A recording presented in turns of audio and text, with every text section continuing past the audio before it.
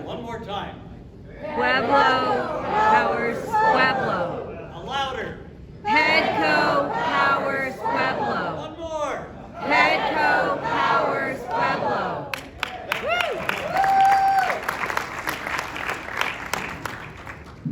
When I walked in tonight, Margaret, who's been very kind to go back and look at all of the records of how many people have served PEDCO.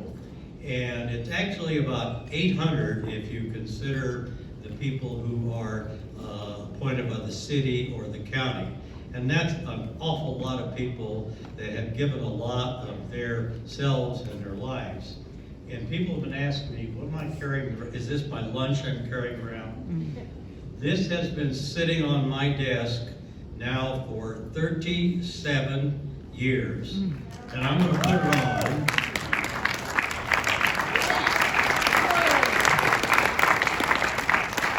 It's not exactly cowboy lore. Some of you probably don't recognize it, so I'm going to read what's on the front of it. Sperry Groundbreaking, Pueblo, Colorado, April 24th, 1984. How many of you were around then?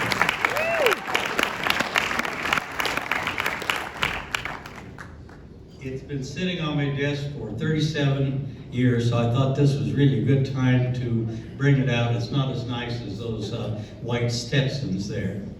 I'm happy to be here tonight to share some of the memories of going back 40 years to the prehistoric eras of PEDCO, when dinosaurs were roaming this part of Colorado. Now, some of them are still roaming. I'm one of them. And there's some others too. Rich Galinda, Barclay Clark, so many of you that I remember, and it's really nice to see you. Before I go too much further, I do want to introduce my wife, Marianne, or Saint Marianne, as a lot of people call her.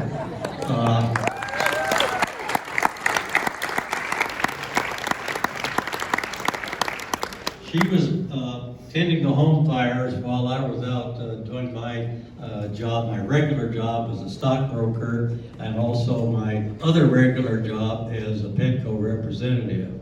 And I'm happy to announce that Marion and I next week will have been married 60 years.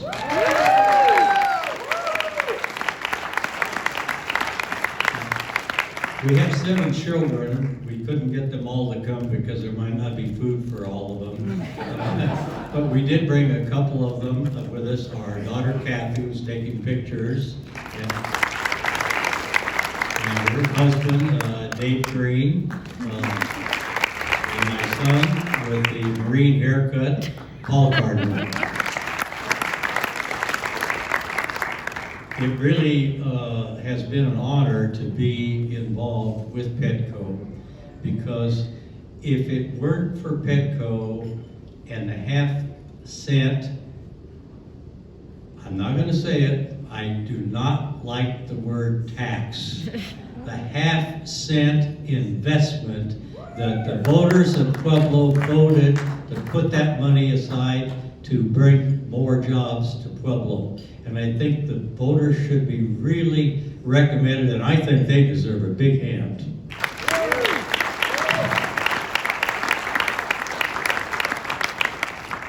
Why don't I like the word tax? Well, to me, the word tax just doesn't have the ring, but I spent 40 years as a stockbroker, investment advisor, and we talked about investments all the time. It truly, that money that is raised by this community is something that has brought prosperity and jobs to the community. And it is an investment that has paid off in jobs for this community. And so I think it's so important that we continue to do that. And when PEDCO was founded initially, and I got to tell you, if you think we had some grand plan when we got together, I'm sorry to have to tell you, we didn't have a grand plan. Things were pretty difficult. The joke, and I told several people tonight, was, will the last person that leaves Pueblo please turn the lights out? And it was a pretty bad situation with 18 to 20% unemployment. But the people that decided that this city was worth saving, and I wanted to be part of that. My grandparents immigrated to Pueblo in the 1890s, settled out on the St. Charles Mesa, were farmers. My mother and dad had a floor covering business, successful in town. And I was always taught two things: work hard and do as much as you can for the community to make it a better place to live. And I think PEDCO has really done a great job in doing that. However, I have a question. Where is PEDCO going to be when the 50th anniversary is celebrated? I hope to be here, but probably not. Who knows? You know, that's 10 years down the road. What are we going to do? Are we going to do the same thing that we have done? And I can tell you that there's that big pile of money that comes in from the investment that the voters talk about. That's a big honeypot, and a lot of people look at that and say, gee, we could use that money for a lot of really good things. And that's true. But the main thing is to use that money to incentives to create jobs in Pueblo. And are we going to do the things that we have done before, which I think have worked out pretty well? And I commend the board, I commend Jeff and everybody that has had a hand in it. But I think we need to do something more. And I spent time talking to a lot of people that I know and respect. Some were part of Pueblo, some were just people that, you know, whose opinions I respect. And one of the things that just kind of comes up almost always is that a lot of people really don't understand what PEDCO does.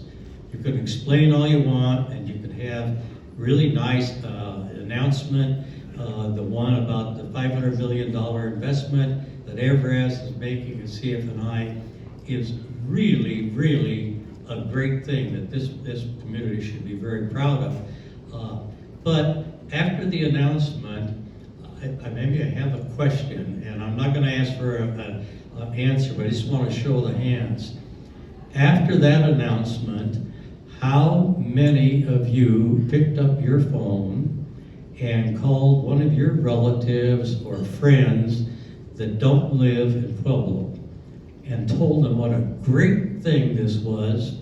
How many of you even thought about doing that? Don't answer the question. Alice has the answer. Thank you, Alice. The point being that we have a lot of companies that are in this town because of a relative or a friend of a friend of a friend who heard a word. And I would like to see PEDCO looking at that and trying to get the rest of the community involved. I think the board does a great job. They do the heavy lifting, and you know that's going to continue. But I think we need to involve the people, and I'd like to see Pueblo think about starting an organization within PEDCO that would say, hey, another announcement in Pueblo. We'd like everybody in town, doesn't make any difference whether you like PEDCO or you don't, call your friends and relatives, tell them what's going on, and ask them, do you know a company that might be thinking about expanding or moving, and would you like to talk to about Pueblo? Now, it can't stop there. What we need to do is to have, I think, a voluntary organization of maybe some of